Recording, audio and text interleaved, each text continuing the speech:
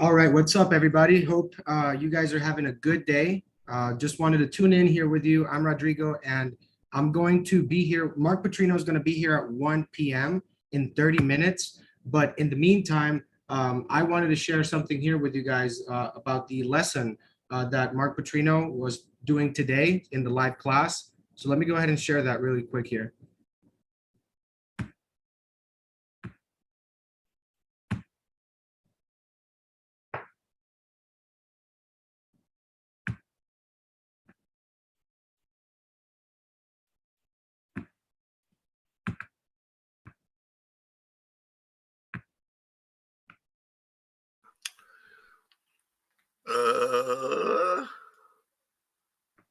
Am I on?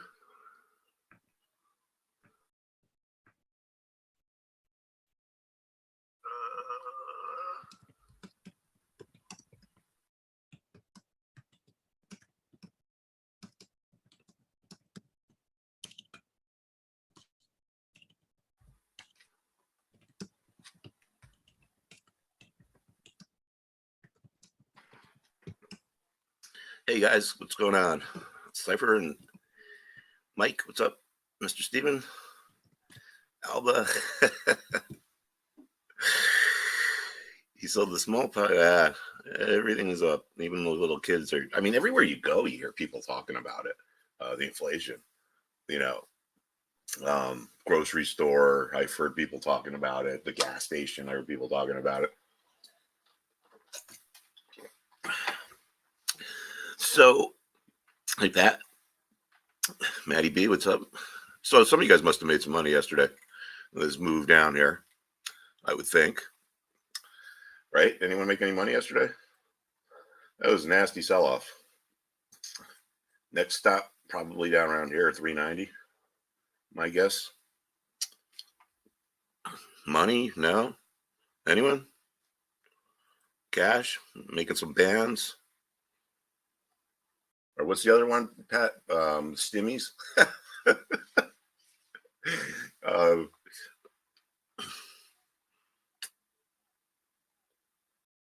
That's cute. Wow, that's a lot of pies.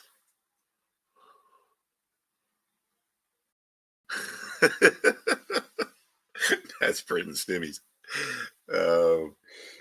All right, so what time is it? 7? No, it's only 7, so I'll give it a few more minutes before we start going through stuff. But obviously, we got the CPI today, which everyone's waiting for.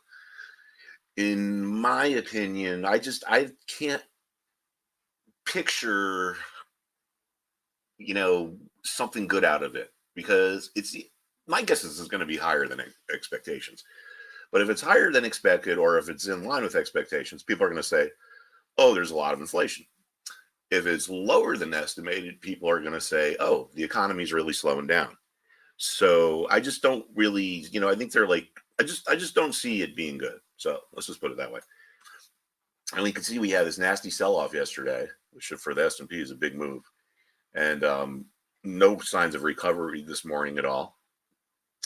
So the CPI, it comes out from the government, and this is a pretty cool website, which is free. It's bls.gov, Bureau of Labor Statistics.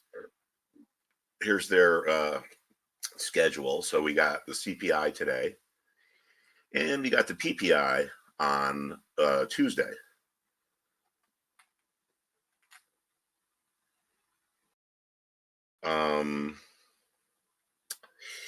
And this is a pretty cool website if you're into this kind of stuff. You really can get like really in depth on this, like find out what exactly is in it. What are the real, you can look at all this stuff here. Employment cost index. It's really a pretty cool site. Let's see what else we got in here. Latest publications, research papers. Let's see if they've done any research. Browse research papers. Why was labor productivity growth so high during the COVID pandemic? Okay, that sounds pretty cool. Price setting during the COVID era. Building a consumption poverty measure. Effects of the expanded child tax credit on household expenditures. So this is like real geeky stuff here, but if you're into it, then we like geeks. So what do we got here? Data tools, CPI inflation calculator. Let's see what that is. Oh, look at this. Okay, let's see.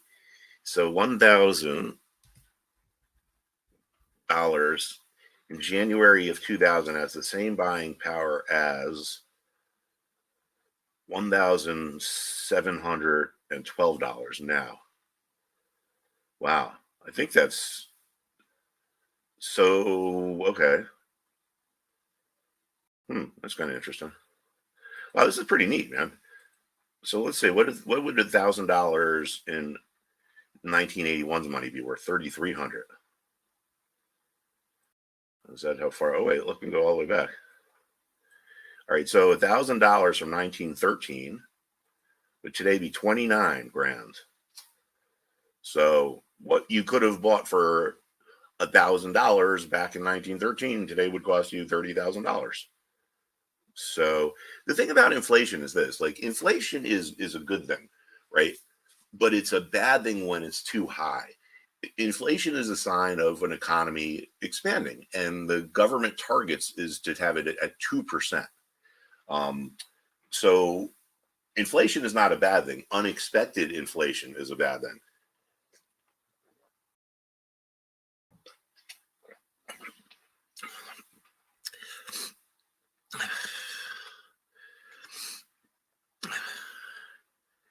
Yeah, Chad, go ahead and complain, man.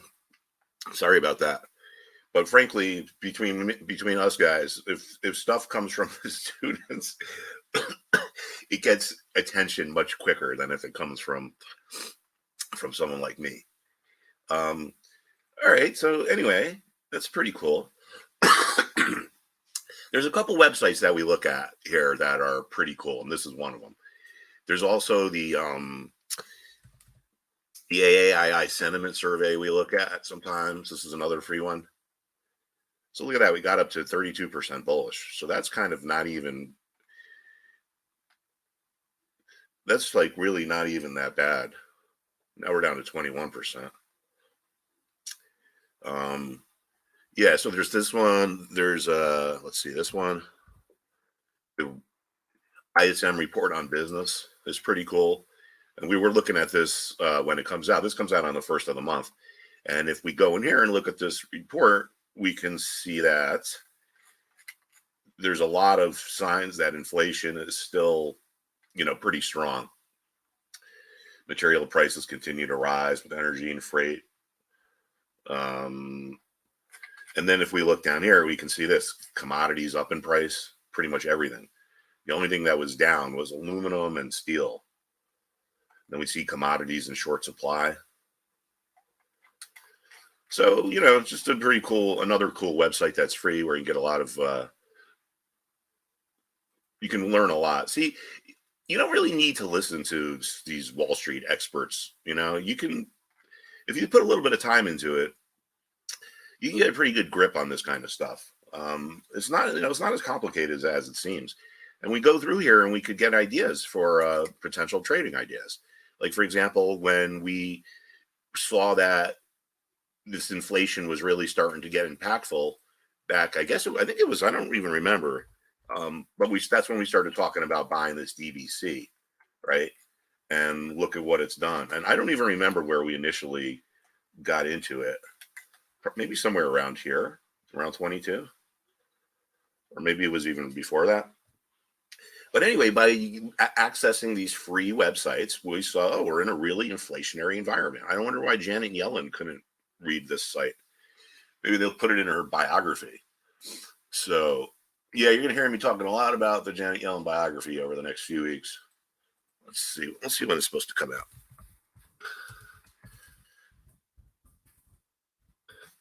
Janet Yellen biography.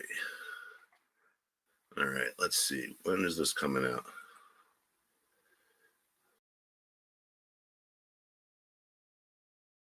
Janet Yellen's, it's coming out on September 27th.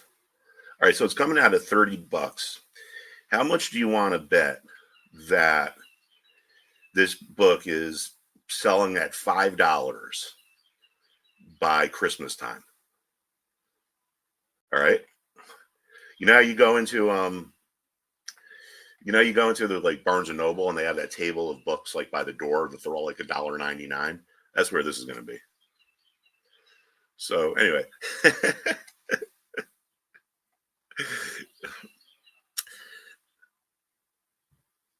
Good morning, Cipriano and Ben. How's it going?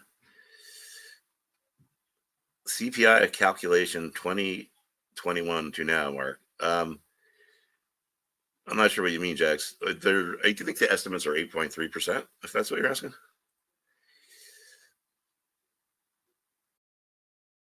All right, let's take a look at the news, see what's going on here.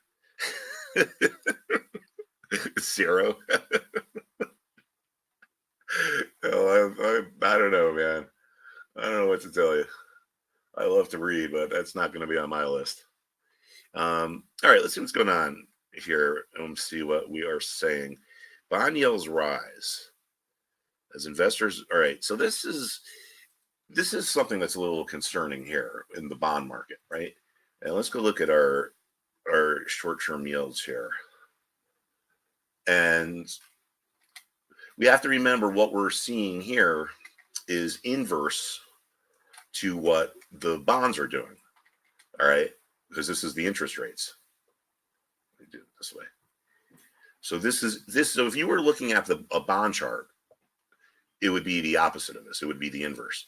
So as we can see, bonds would be testing this important support. If you can imagine this thing upside down here. So this goes back quite a ways. That's December of 13. And that's September of 18, and that's where we are now. So we could be on the verge of a big breakout here, meaning the bond prices go down, and that's going to make yields go higher. So that's not good. And the other thing that's going on that people are not talking about is what I think is going to happen and what we're going to see going forward, if it hasn't even started already, is that this whole issue of chasing performance, right? Your money managers are your pension plans, the top of the food chain, right? The endowments, the people that need to have money managed for them.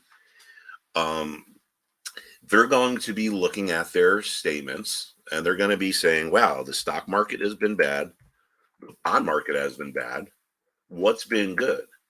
Well, the only thing that's been good has been commodities. So let's shift our money out of that and let's put our money into commodities. And that's what we call chasing performance. And that was pretty prevalent back in, I think it was 2008. Let me see. But that's what caused the big spike back then. So this is our CRB index.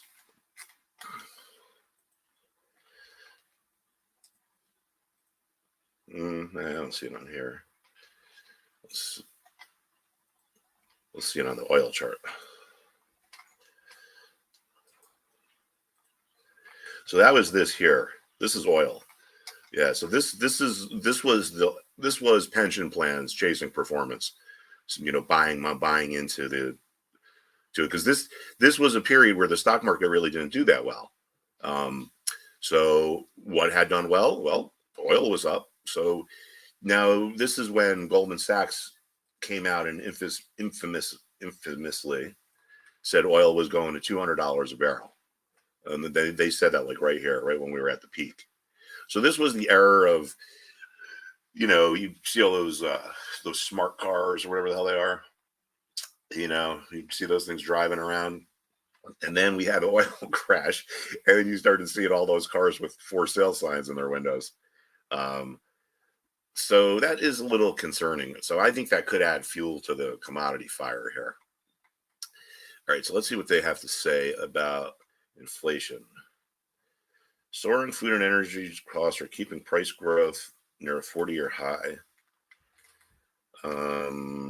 Let's see. All right, so they're looking for 8.3%.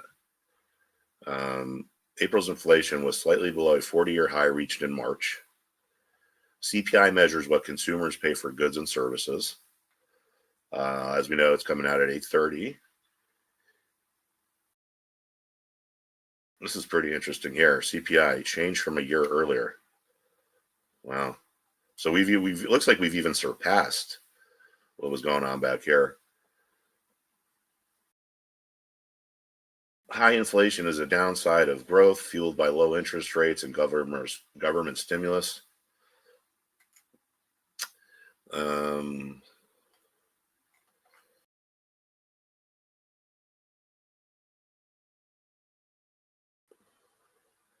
Energy prices. I don't know. I'm just looking for maybe some potential trading things here. Oh, did you guys see on the chat room? There's the student chart of the day, because I'd like to get you guys more interactive. So I figure if everyone just can post like what chart that they think looks interesting and explain why, it would be pretty cool. Higher prices are eating many businesses' profitabilities. Yeah. All right.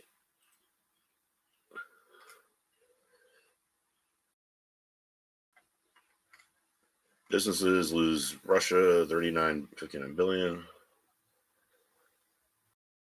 Summer school students wear masks. Oh God, put these masks on again.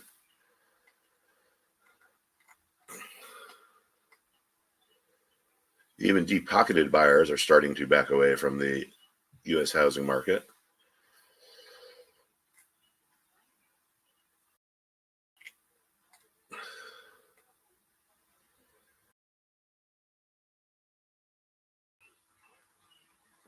Gucci is becoming an unlikely value stock. Let's see what that looks like.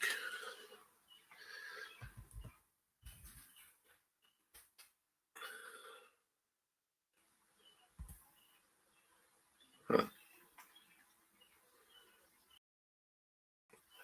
Gucci.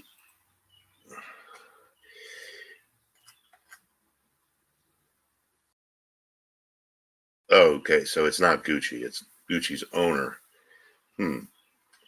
So people ask me sometimes, what's the difference between a value stock and a growth stock? And basically what happens is all companies pretty much want to grow. Even value companies want to grow.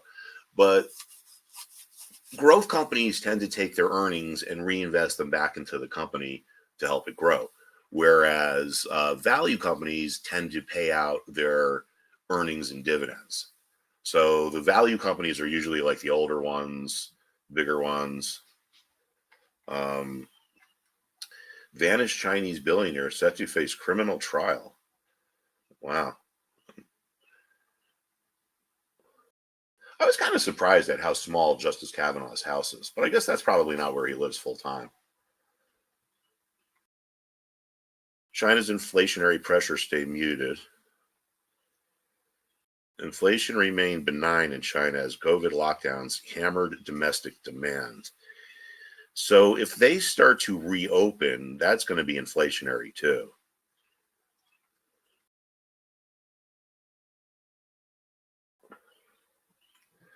Ooh, Michigan candidate arrested by FBI.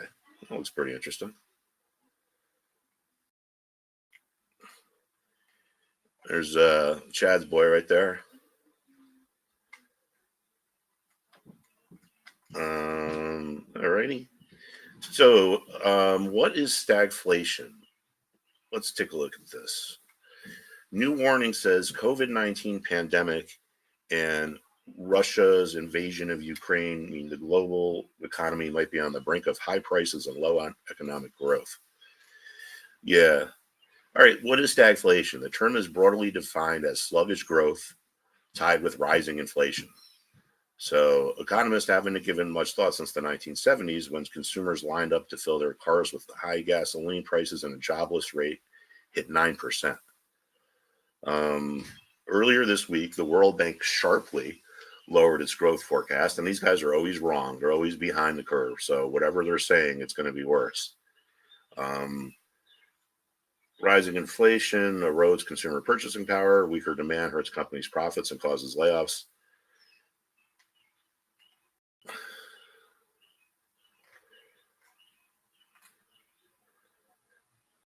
Inflation remains high, but unemployment remains low. So I guess we're not in stagflation now.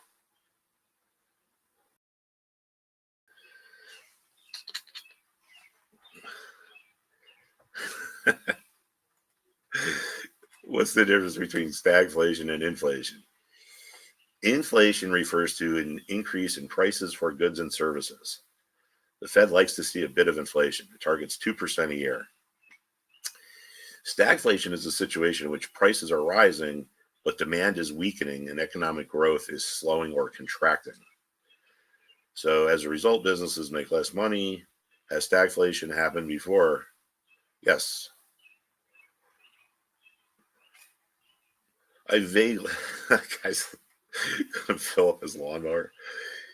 I have vague memories of there being. I was born in 1969, so I was like 5 or 6 when this picture was taken. So, wow, look at that. That's a nice car back there. And that.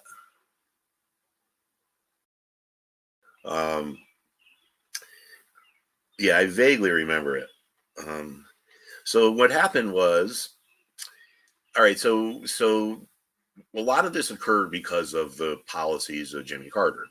And when he came out and Reagan came in, this is what they did.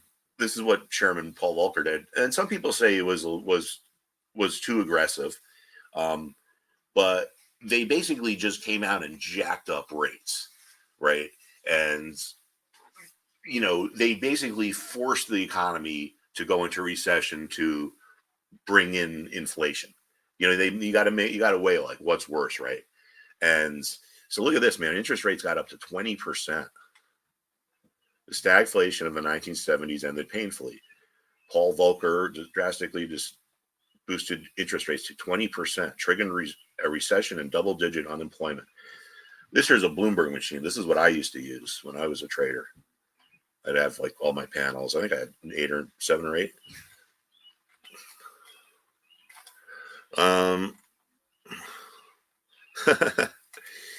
Let's see. What do we got here? Bear trap, false breakout on OIH.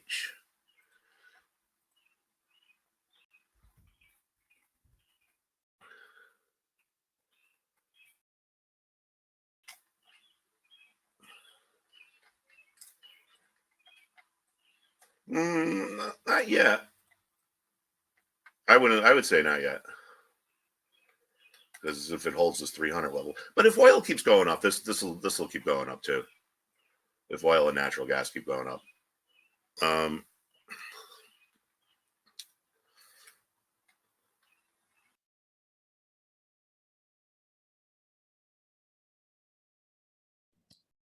All right, folks. So just want to let you guys know, I believe that we have the man of the hour here, Mark Putrino. Let me get him set up here. Give me a second. I was showing you guys the morning market discussion that we have. We have about like office hours with Mark, 7 to 9 a.m. on Friday. And it was a pretty interesting session. I just wanted to show you guys a little bit, but I'm getting Mark here set up right now. 1 second. All right, let's go ahead and bring him on. Mark Putrino, Chief Educator at the Benzinga Trading School and former hedge fund manager, traded with Mario Gabelli, Steve Cohen, multi-billionaires. You should look them up, and basically traded with the big ones there. So we're gonna get Mark set up right now. I think he's good to go here. Just checking. Hey. Hey, man, what's going on, Mark? You tell me. Sounds like you're having a pretty good birthday. Well, yeah, it sounds like a good one. And that you talked about the SQQQ, man, and that trade, insane. Like it worked out so well. We were talking yesterday about it when we were doing the session, and I mean those SQQQ calls went through the roof, man. And look, that's really like the trading school, like the end goal, right? Where traders can benefit from their trading and things like that. Not just learning, but also, trading and earning at the same time. Yeah. Well, we kind of saw this one coming. So now I would be starting to watch to maybe cover your position if you're still in it. Because look at here over on our S&P 500. we landed at the support right down around 390 here. So a lot of the big stocks and a lot of the sectors we're seeing are have reached support. So does that guarantee it's going to bounce? No, of course not. But there might be some short covering going on into the close. I don't think short sellers are going to be risked over the weekend. But this is a perfect example of what we do and a perfect example of why it's easy to make money. And, you know, coming from the institutional background, I can tell you guys firsthand that, you know, the secret to success is not having some kind of secret formula. It's about just studying which price levels are important, understanding the momentum. And that's why Rodrigo was able to really do well on this trade, because we just saw important support break, and then the market just dropped, and now it's at the next support level. So, you know, we saw this coming, and we're not surprised that inflation is higher than we thought, and it's even really higher than they're telling us. So if it's all right, Rodrigo, should I share my screen and start showing people stuff? Or are you? Yeah, no, let's go ahead, man. It's just it's a good day here, man, in the trading school. Also, but I was gonna tell you, man, that was some funny stuff with the Janet Yellen, her about her book. Man. Well, I have new respect for her now that I found out she gets paid $90,000 for a speaking gig. But yeah, we try to keep it lighthearted, you know, because it just promotes a better environment to learn. And we got a whole variety of people, you know, all different walks of life, age groups, experience levels. So it's been really good so far. All right, so this is what I'm talking about, and this is why you should be on guard here for a reversal, because we've dropped to a level that was previously support. And you might have heard the term, the market has a memory.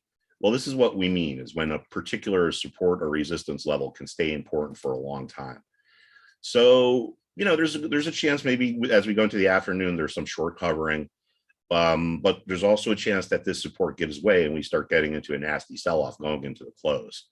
So, you know, I wouldn't close out just yet, but I would certainly keep an eye on this, because if this starts to reverse this afternoon, right now it's at 390.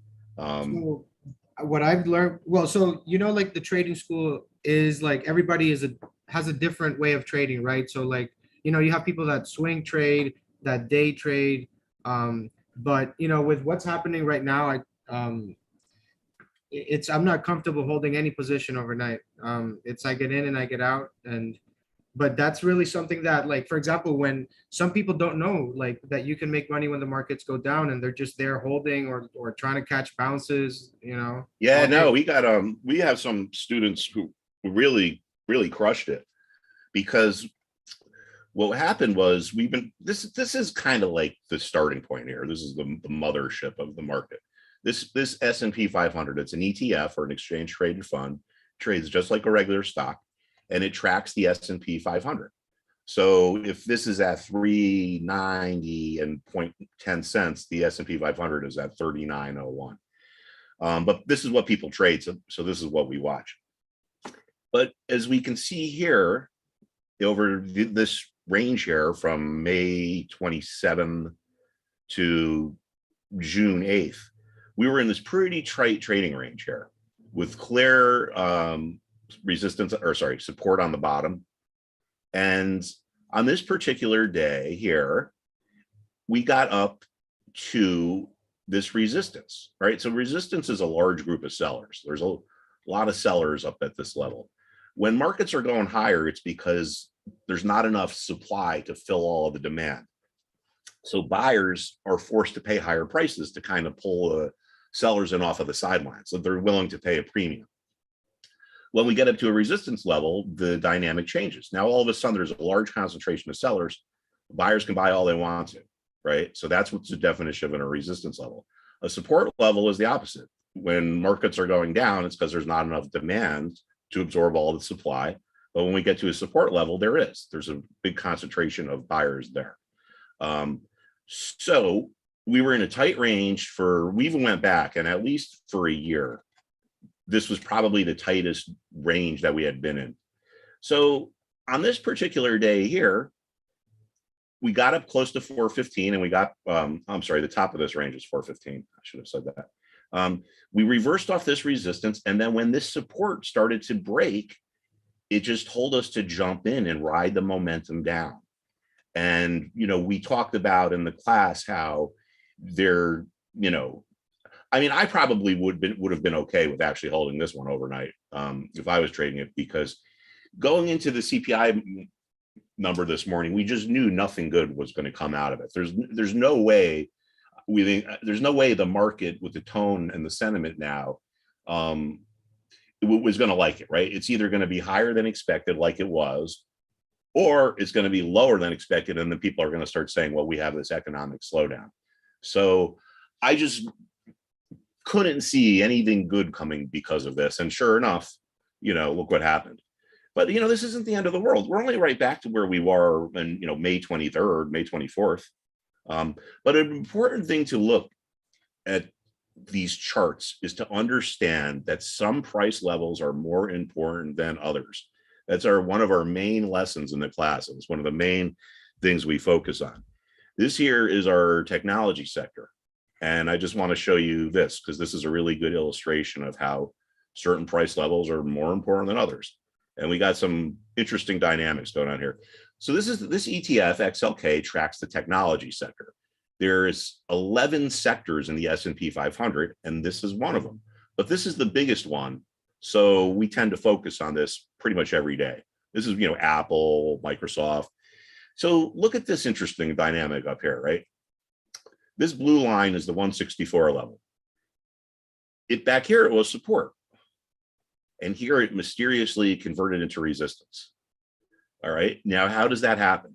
Well, the traditional reason is that's due to buyer's remorse. People buy up here, assuming they didn't sell it when it went higher. They hold on, it goes lower. Now these people are looking at a loss, but they don't want to take it. So what they do is they say, if it gets back up to the same price I bought it at, I'm going to try to sell it. I don't bet a lot of people listening to me right now have probably gone through that process. But anyway, if there are enough of these remorseful buyers placing sell orders at the level that was support, the level can convert into resistance, as happened here. So this is a common thing in the market. And this is good to know because if you know where these levels are, you can have ideas about prices. All right.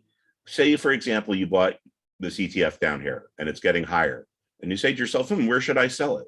Well, you look back into the past and you see, oh, last time it got up to 164, that was resistance. Maybe I'll sell it at 163. Because if a person said, hey, I'll sell it if it gets to 165, they would have missed because they didn't realize that this is where the resistance is.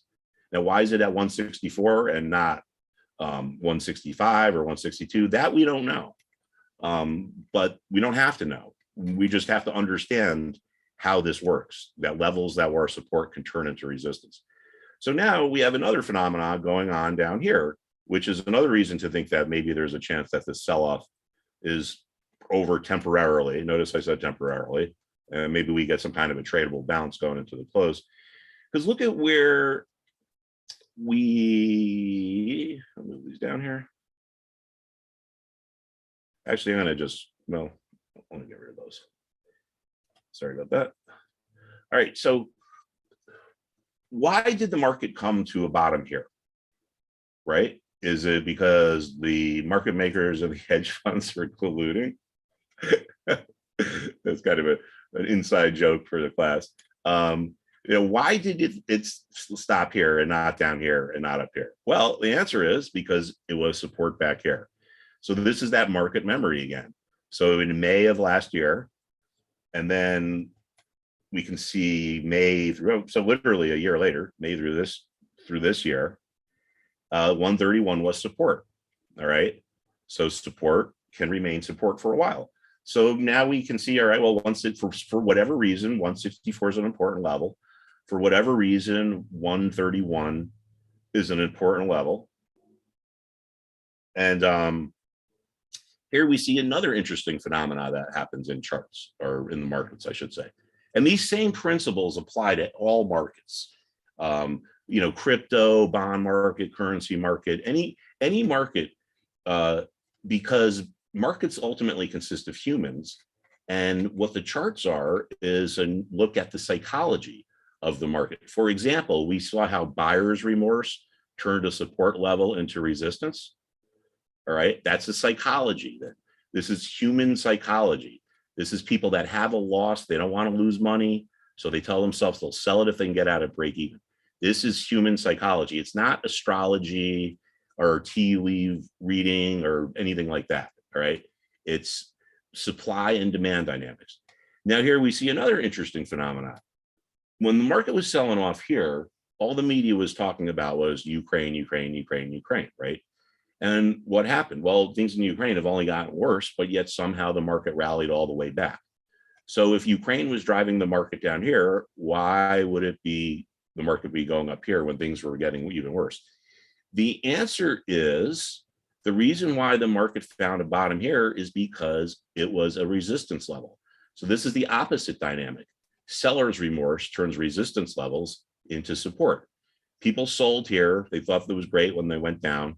But now when it goes higher, a lot of these people who sold tell themselves, hey, I made a mistake. I'm going to buy it back, but I'm only going to buy it back if I could get it for the same price I sold it at. So we have remorseful sellers placing buy orders at the level that was resistance. So when this market was selling off in the class, we were looking for a bottom around here, and sure enough, that's where we got it. And it's not it's not that complicated. We don't use secret formulas or esoteric, far out bizarro systems. In the institutional world in trading, this is what people focus on. What levels are important? What's your momentum? So now, why did the tech sector, why is it stalled out on its way down? Well, because it's reached a support level. Let's take a look at the one-day chart here. So this is just today's action. So look at this. So we get down here and then we find our support level, which is right here. And we've been trading sideways since then. So it's not a coincidence that this is where we've found support. It's because it was support before. For whatever reason, this level is important.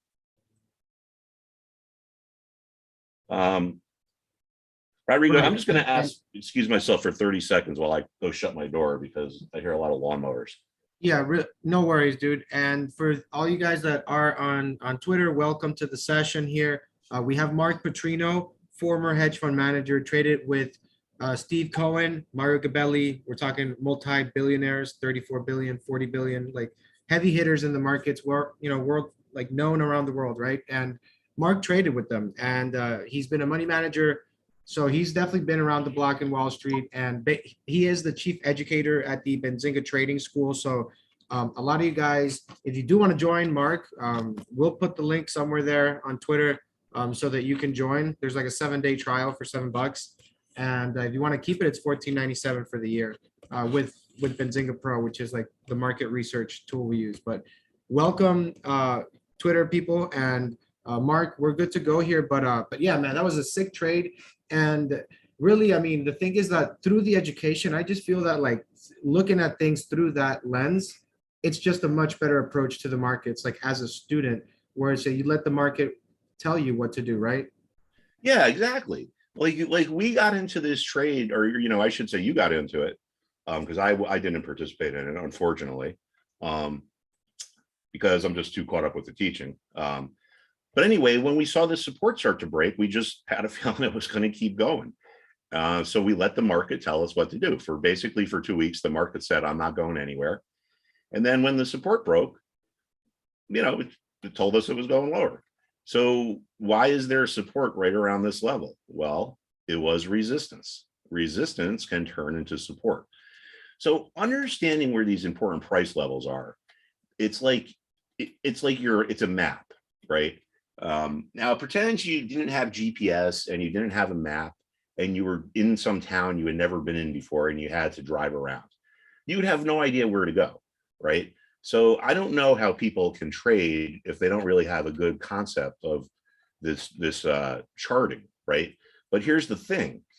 It's very confusing because there's so much garbage out there, and there's so many, you know, market gurus, and someone's got this secret system, someone's got that secret system. It can be really confusing.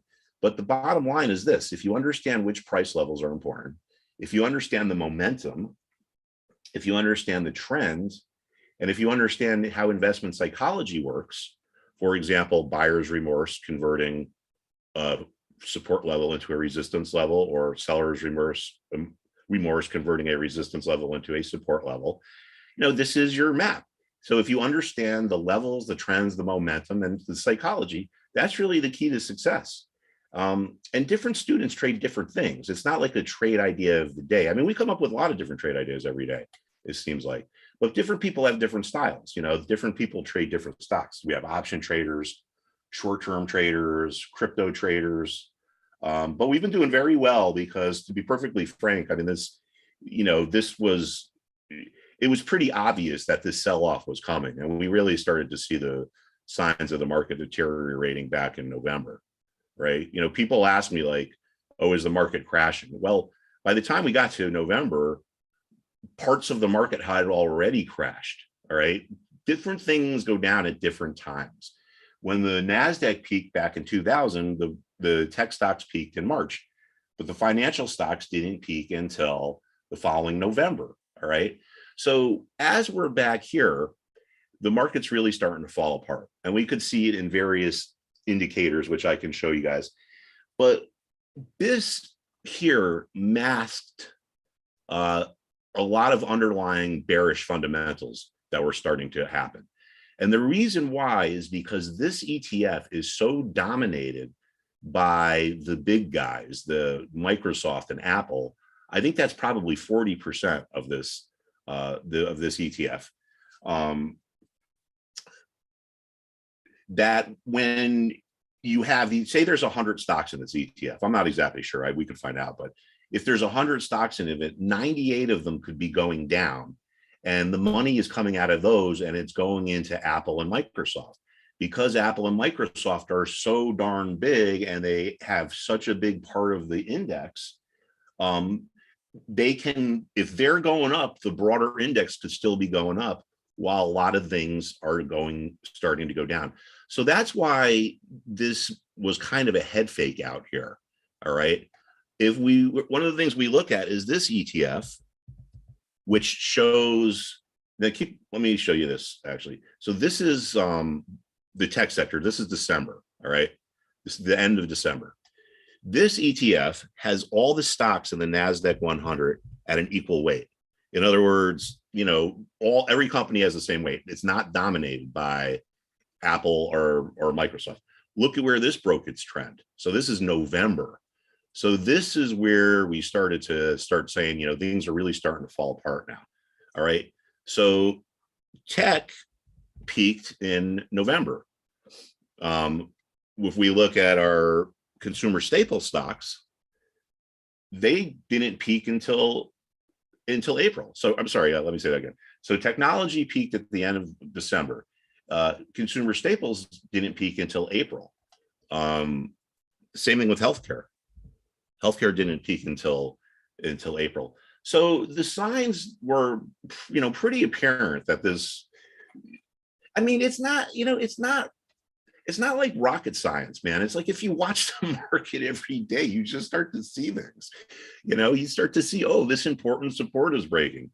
Oh, this important resistance is breaking. This is our healthcare sector. It's not a coincidence that the big sell-off ended, at least for now, around 125. Why? Well, because it had been a support level, right? So it's not as, you know, I think people really try to overcomplicate trading in a lot of ways, and a lot of people think about trading as being like a chess game, right? You know, really mathematical, and you got to be able to see ahead and all this kind of stuff.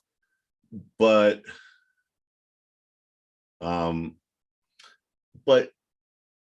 the market is not like a chess game, because in chess, the rules are always the same. You know, the bishop always moves the same way, whatever, the pawn always moves the same way.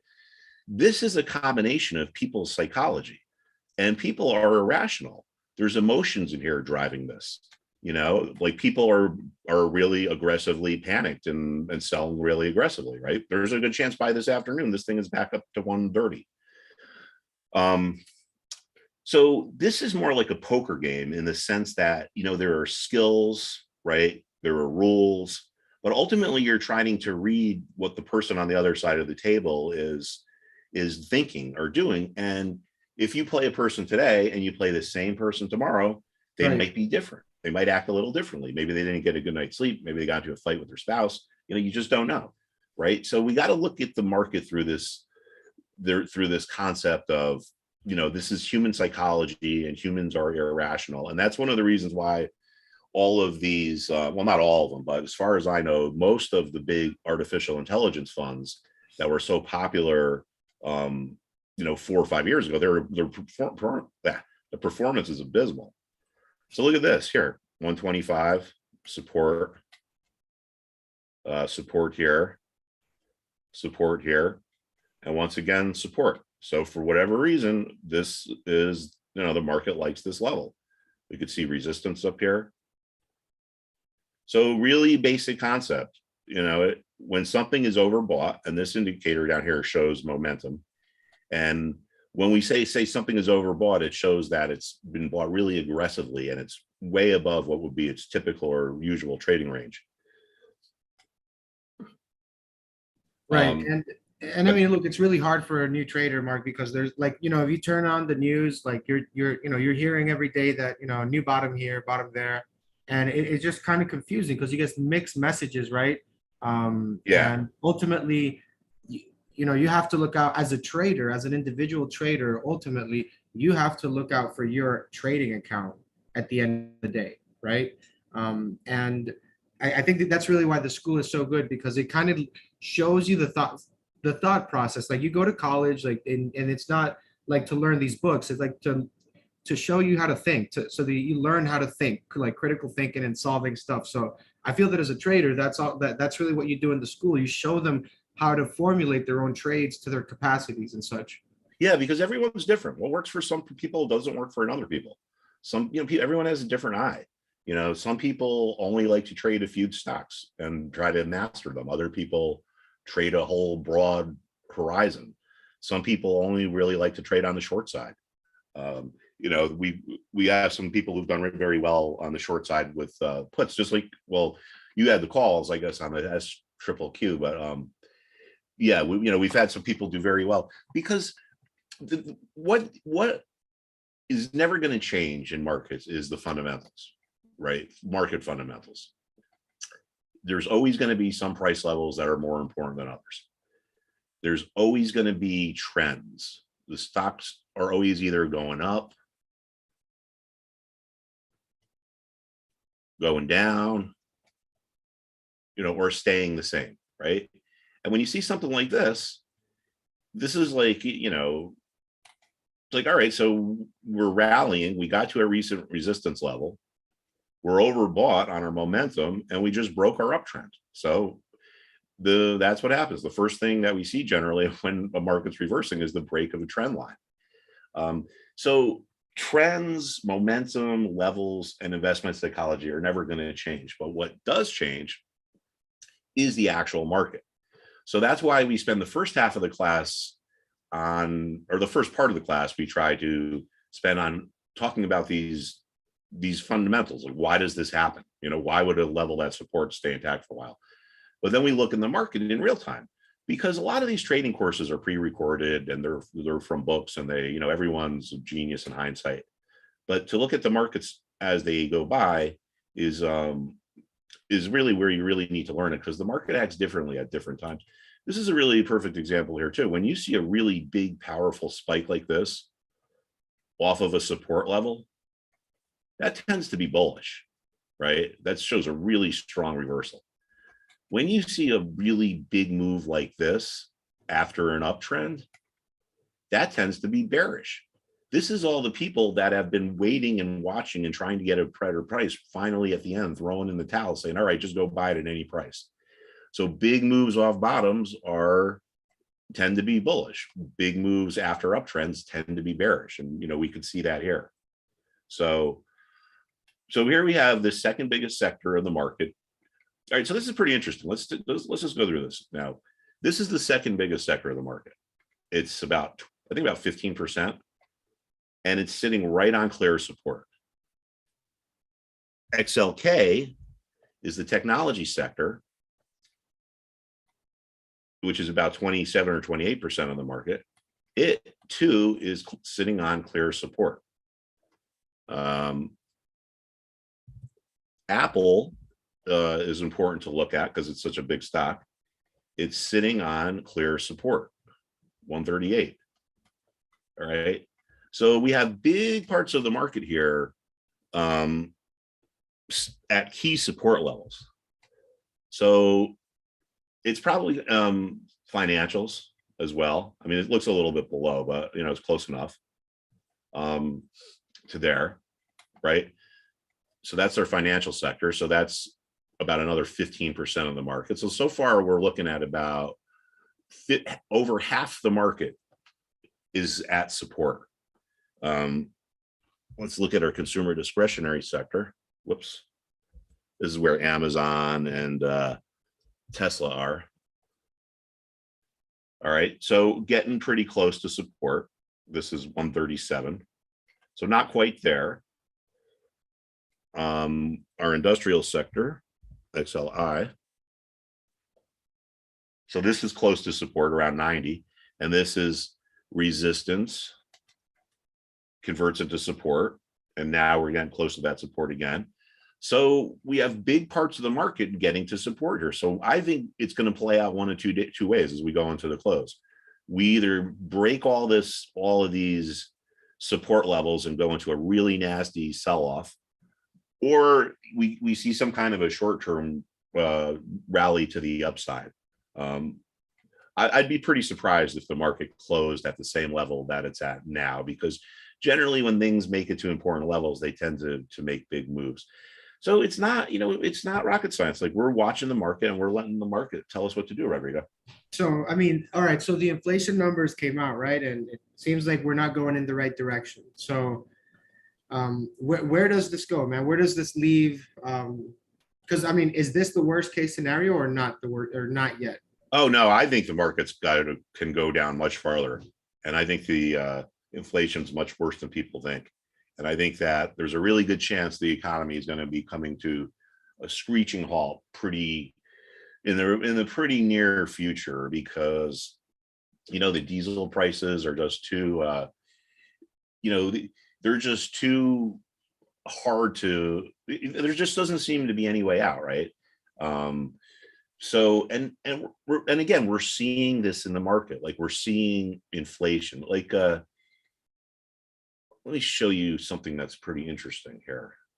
And this is one of the reasons why we thought that these numbers would come in, the inflation numbers would come in higher than estimated. This is what we call the CRB index, right? It's something we watch here. This is God, these guys got the loudest lawnmowers I've ever heard. Oh, sorry. Hopefully they'll be done soon. But anyway, this is pretty interesting to look at here too, right? This is the CRB index, which is another way to measure inflation. Over the last year, it's up 50%. So they're telling us the CPI is up 8.6% or 8.7%. But yet this other inflation indicator is up significantly. So how is it that one is up 50% and one is up 8.5%? And to be perfectly frank, I have no idea, and I've not been able to figure out. Obviously there are differences in the calculations, but there are essentially two different ways of measuring the same thing. So this told us it was not going to be surprising. And look at this now. Not only is this not even slowing down, it shows signs of accelerating. All right. And now I'll show you yet another thing that we should be concerned about, or yet another thing that tells me that we could be going much. Yeah, and I saw the other I saw that the Michigan consumer index went to like an all-time low or something like that. Um, it just doesn't seem like it, like you say, it just doesn't seem like it can get better for the consumer, right? And this is a consumer-based economy. So Yeah, and we're seeing these inventory levels build at Target and Walmart, and that just tells us that stuff isn't selling. So this is a pretty frightening chart to look at here, but I think it's important to follow. So this is our 10-year yield since 1963. Now it's logarithmic, which means all of these moves here are the same based on percentage. Nothing in at least the last decades looks anything like this. All right. So this is our 10-year yield. Now we have to remember this, a yield chart is like the inverse of the bonds. It's hard to get charts on bonds. So the bond traders look at these. So if this was inverse, we can just pretend that this is a really important support level, right? And bonds might break down, and that's going to send the yields much higher. So just think about that for a second. So bonds trade inversely to yields. So if the yields start to break out, go up, it's because bonds are starting to break this long-term support. So another dynamic to worry about, which you're not going to hear pretty much anyone talk about, I guess, but is we have this whole concept of chasing performance, right? The top of the food chain on Wall Street is the places that need money to be managed for them. It's a big myth that, the hedge funds run Wall Street. They don't. The hedge fund clients run Wall Street, and the hedge fund clients are places like the California Teachers Pension Plan or a church endowment or things like that. So I think what's going to happen is these pension plans, and a lot of whom the managers are not very sophisticated because they're people that worked in the pension. They're not really from Wall Street. They're going to look at their stocks and they're going to say, wow, stocks are down. They're going to look at their bonds and they're going to say bonds are down. And then they're going to say, well, what's been working? And the answer is commodities. So they're going to start putting their money into energy stocks. So that's just going to make it move even higher. It's a classic case of what we call chasing performance. So here is our energy stocks, but this is the type of stuff that they're going to be going into. So this is such a small sector. It's only about 5 or 6% of the S&P. So it's perfectly conceivable that this sector keeps going up while the rest of the market is going down. But the reason why we're seeing some profit taking here is because oil has reached the highs from the beginning of March. Yeah, see, so we're probably going to see a little bit of profit taking. So once again, it comes back to important levels, right? One of our guys really killed it on trading the natural gas ETFs. So we follow natural gas, but then we take advantage of moves off of these levels. So what this particular student did was saw that natural gas was reversing off of this 940 level up here. It was the high trades here. It was resistance. So once they saw this reversal, they bought this ETF. The symbol is KOLD, KOLD. It's designed to move inversely twice as much as natural gas does.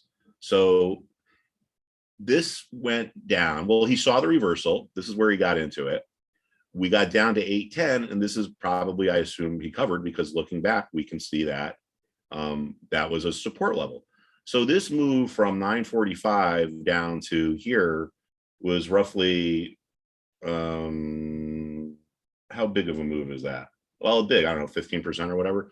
So in the same time period, now this is what I'm trying to convey, is that you don't need to be a futures trader to take advantage of what's going on in the commodities markets. So this ETF here, KOLD, is designed to move in the opposite direction. So while natural gas was making that move lower, this thing went from 17 all the way up to 23. So think about that in terms of the percentage. So that's in a 2-day trade, right? So the point is I think a lot of investors aren't even aware that there are different ways you can approach the markets. I mean, people are surprised to find out you can make money when the market's actually going down. I think people are surprised when you find out you can get exposure to commodities markets through ETFs like this.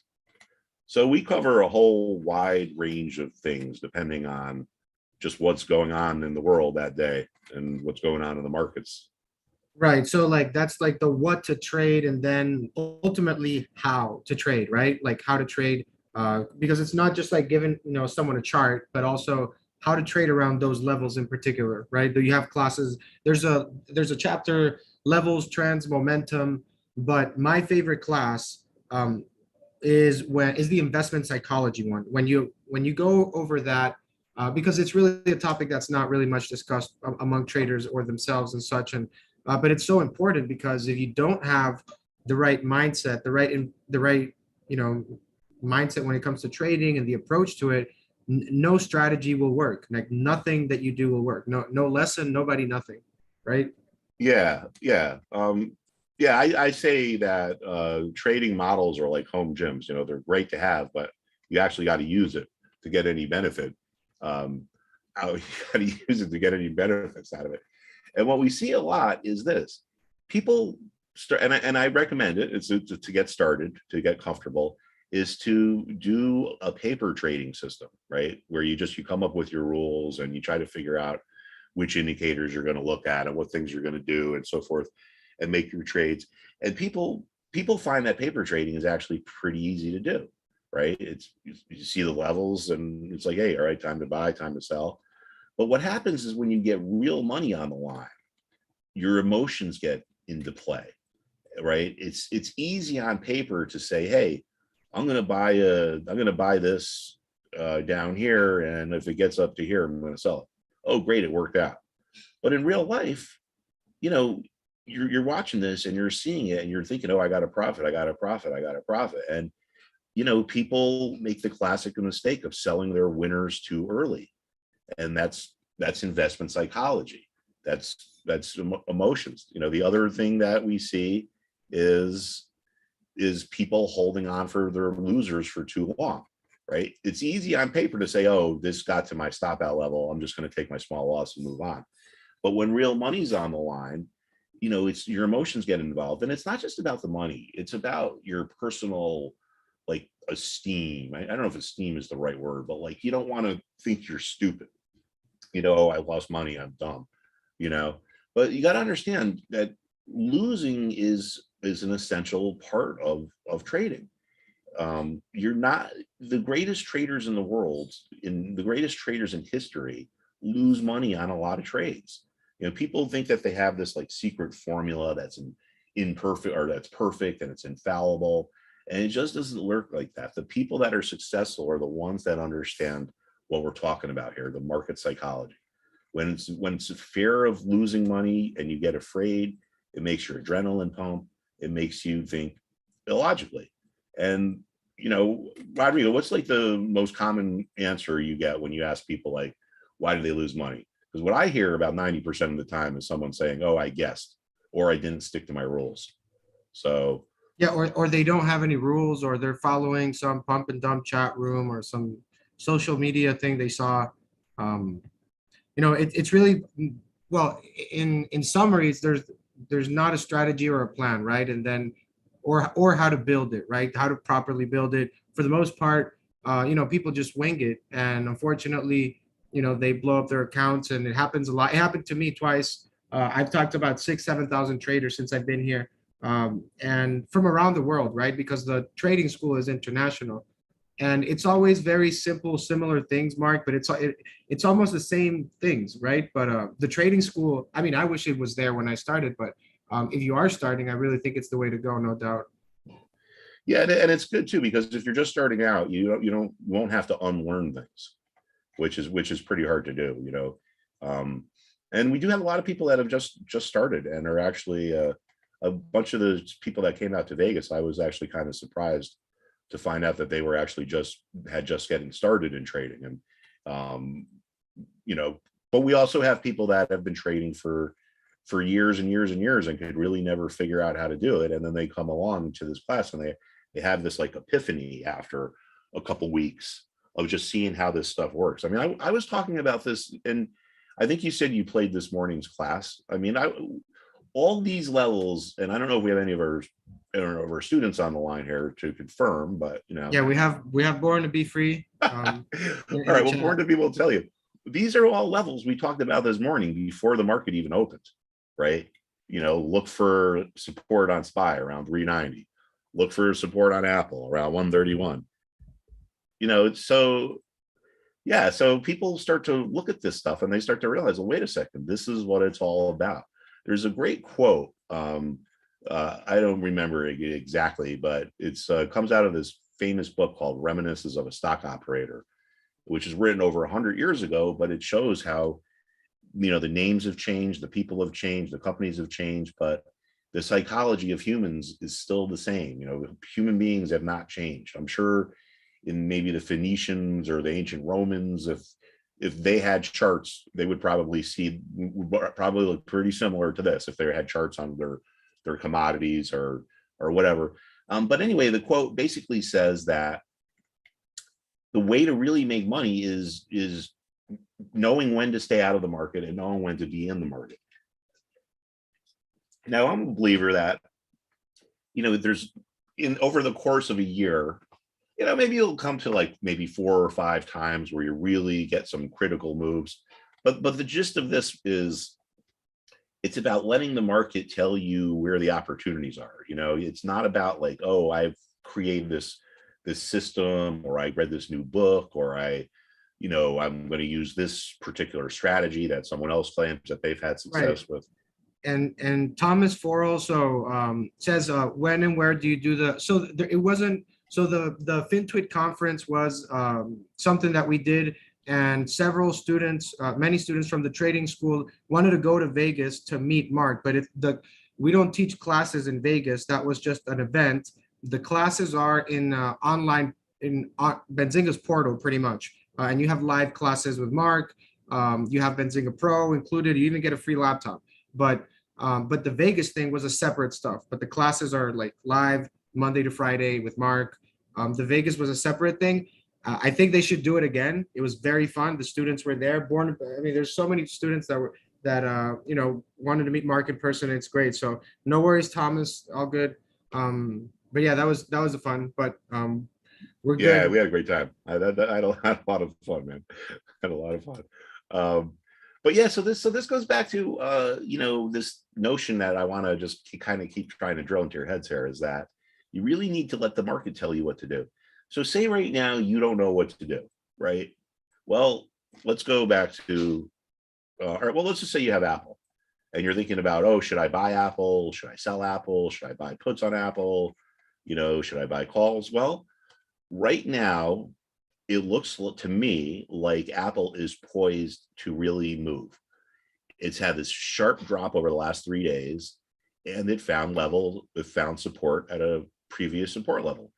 So going into the afternoon, I think there's a good chance that, like, I would be surprised if this is what the market looks like at the close.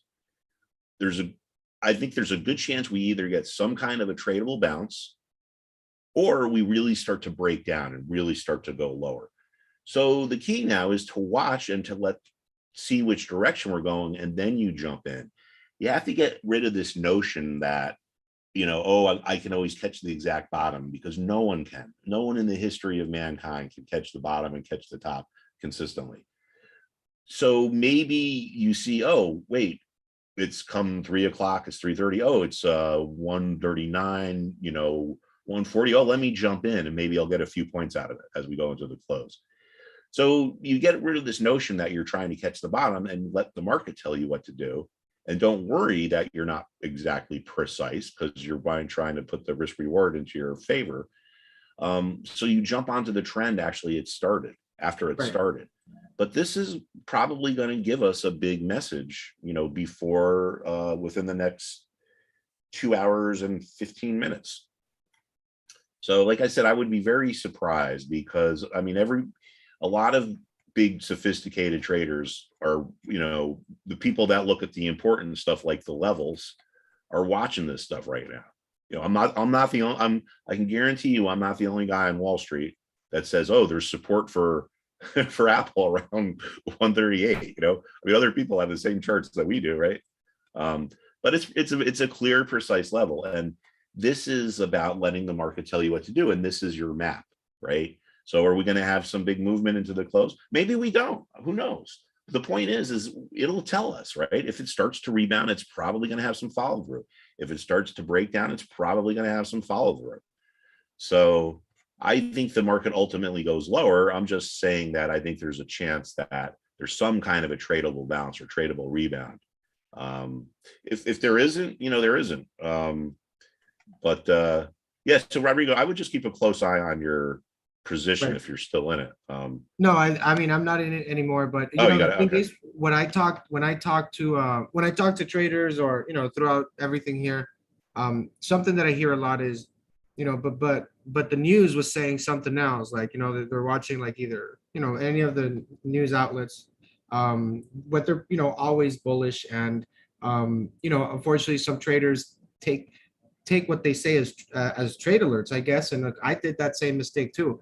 But I'll tell you, man, like just turning off the news and just focusing on the charts and the community, and it's just, that's all you need, man. Everything else is just added noise to it, I feel. Yeah, the vast majority of the stuff you hear in the financial media is wrong. So don't believe it. And I think the reason why is because, the people are journalists. They don't have at least the ones that I know, they don't really have backgrounds in trading. So they don't really understand it. And I see stuff all the time that really, it makes me cringe. So I don't even watch the media anymore. But they try to assign every little move to some kind of ultimate fundamental. And what moves markets the vast majority of the times, it's not what you're seeing on CNBC. It's how these sectors and how these big stocks react when they get to certain particular levels. So, a technician would say, hey, well, why did Apple rally here? Well, we held support, we got oversold, and we rallied off of this. If this was on, if you put on CNBC, they'd have this whole slew of these, fools, being like, oh, well, it's up because of tensions in Ukraine and we're easing, or oh, interest rates are interest rates aren't up as much as blah blah blah blah blah. They don't know. It's the vast majority of the time it's technical trading. Why did we hit resistance around here, everybody? 151. Well, because it was a support level. And actually, one of the things that a conversation we've been having in the class over the last 2 weeks was, as long as this was before we had this big move lower, but as long as Apple was below this important level, there's just no way the broader markets were going to make any kind of meaningful move higher. And the thing is, Mark, like, I mean, I was watching something really quick there, because someone I know was on there, and it's just very interesting, because it's like it's news and everything, but like, as a new trader, it's like you end up learning the rough way, unfortunately, right? By making mistakes, and blowing up your account. And ultimately, that's not what, like, we don't want retail traders to go through that to learn. It shouldn't be that experience. And like, literally, there are traders. I mean, when I turn on CNBC, the same investment panel, I'm down 80% on my portfolio, but I'm still bullish on tech. Like, holy shit, dude. Like, I mean, even the people that are starting to trade are doing better than these people. And it's like, look at realities, like different realities sometimes. Well, how about this? How about the whole myth of buy and hold, right? So people say, oh, you can't outtime the market. Well, I can tell you with 100%, with 100% guarantee that there are people that can outtime the market if they know what to look at. So buy and hold works great when you're in a 10-year bull market. But now that things are down, and now that a lot of the stocks have crashed, all of a sudden buy and hold doesn't look that good anymore. And one of the things that we like to look at, or at least I like to look at, is this really long-term chart of the Dow Jones here, which actually goes all the way back to when the Dow Jones started back in 1897. Let's see. All right, so this goes all the way back to 1897. So Charles Dow, contrary to what some people say, people might say, oh, he's the first technician, but that's just not true. That's a lot of people say he was the first technician, but people looked at charts well before he was around. You know, we know for a fact that in the 1500s in Japan, that's where the birth of the candlestick charts came from the Japanese rice traders. But anyway, so this is a, you know, obviously a long time horizon here, 130 years. But the reason why I want to show this is because to address this whole buy and hold thing, or you can't outtime the market. Look at the Dow Jones, man. It got to 1,000 in 1966 and didn't break through until 1982. So in that time period, buy and hold was certainly not a good strategy, right? And the reason why I show this is because I just want the students to keep it into a historical perspective. And unfortunately, you know, if you look at this thing long term, this big sell-off we've had, it's like, you know, it doesn't even really register yet. So that tells me that we could have a ways to go lower. I don't, unless the energy policy changes and they start drilling oil over here like they were before, I don't see how things get better. I don't see how prices come down. If it's not that, it's going to be a full-blown recession. Those are the only two ways to get prices down. You know, change the energy policy, or the recession just, you know, or jack up interest rates to the point where we get into recession. And those are really the only ways out of it. And frankly, if we go back here, right, this is, I barely remember these times because I was a kid, but that's what this was. This is, you know, we had a really bad period in the late 70s, and then they came in and to break the reset, or to break through inflation, which was like up to 15-16% in some places, they jacked up interest rates, like to the point where they drove the economy into recession. But, you know, the economy recovered, and then the 80s ended up being a, you know, booming economy and booming stock market. So I just don't think that these guys have the wherewithal yet. I mean, let's face it, you know, they even admit they've been wrong. I mean, you know, how many times can you admit you're wrong and still not get fired? Because it's fun when you have a government job, right, Rodrigo? Yeah, I mean, it's just a different reality sometimes, because as a like what I was saying earlier, like as a trader, you have to like worry about your trading account. Like, you know, that's why knowing these things, it's like you shouldn't be trading if you can't read a chart, to be honest. Like, it's just, you know, winging, it's just irresponsible, you know, it's irresponsible. And really that's the goal of the school, right? To help people, you know, become more responsible with their trading, risk management, all that sort of stuff. Yeah, it's about learning what really matters, and then going through a lot of the you know, dispelling a lot of the myths of like oh, what's a market maker, you know, what's an algorithm, what's a dark pool.